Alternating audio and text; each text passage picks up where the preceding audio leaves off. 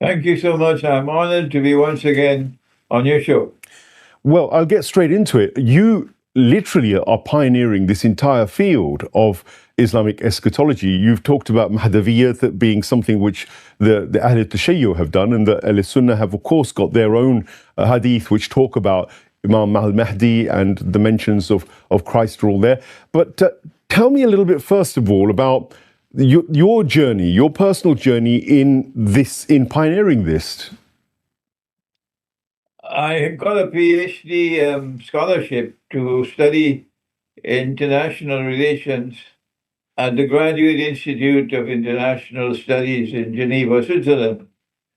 And I arrived there in 1974. And within 1 year, I was at the top of the class. First, first, first on the row on my way to the PhD. That's how fast I was. And I chose the director of the institute, Professor Jacques Fremont, as my thesis director. But I chose a topic in Islamic eschatology, not knowing Islamic eschatology.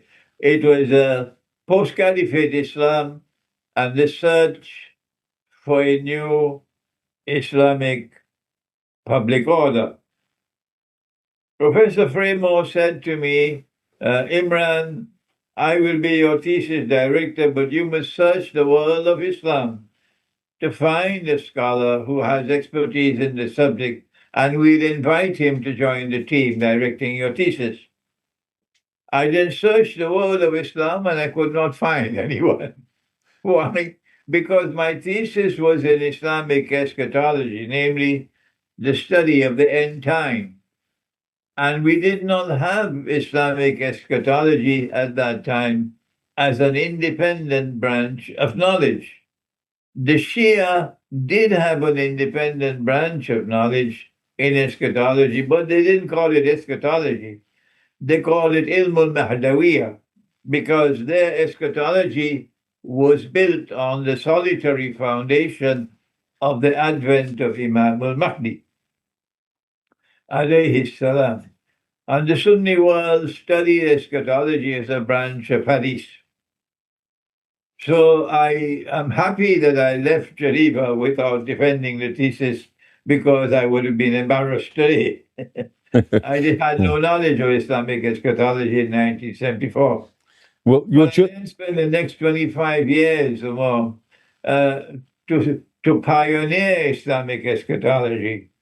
And it was not until 2001, 25 years later, that I was able to publish my pioneering work in Islamic eschatology, Jerusalem in the Quran.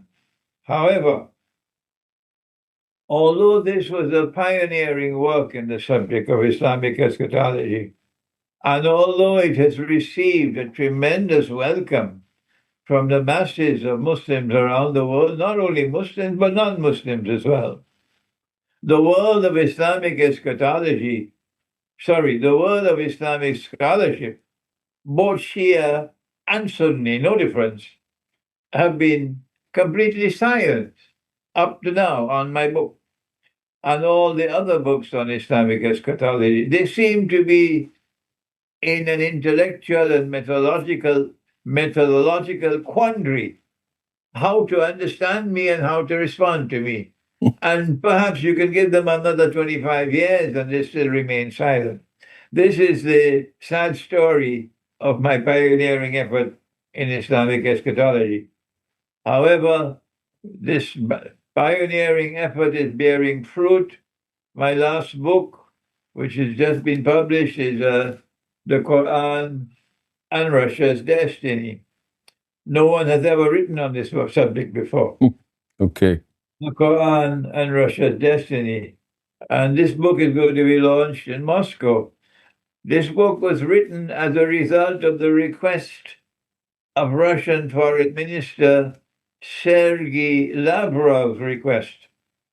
I met with him for dinner on a small group, about 15 of us, for 2 hours. And as a result of my conversation with him, he asked me whether I could write on the subject. I guess he was expecting an essay over 10, 15 pages, but I did that nothing more than that. I went on for the next 5 months to write this book, The Quran and Russia's Destiny, which is Islamic eschatology par excellence. But although my eschatology is producing fruit, the world of Islam seems to be in a methodological quandary how to respond to me.